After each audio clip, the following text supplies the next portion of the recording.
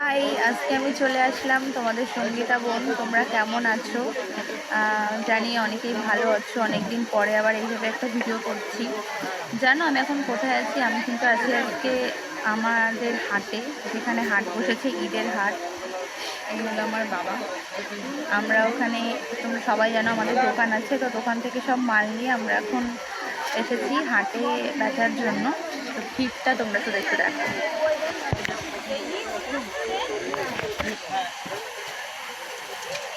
এতটা ভিড় সকাল থেকে। আমার এই সামনে তো এখানে পুরো ভিড় ছিল, এখন তো একটুখানি ফাঁকা হলো।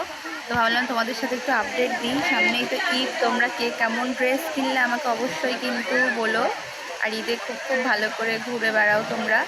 সবাইকে কিন্তু ঈদের অনেক আগাম শুভেচ্ছা থাকলো।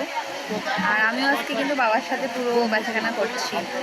আমার বাবা এখন এখানে ফোন দেখছে, আমি বাবার জন্য এনেছিলাম টিফিন। তো তোমরা না না আজকে করিনি।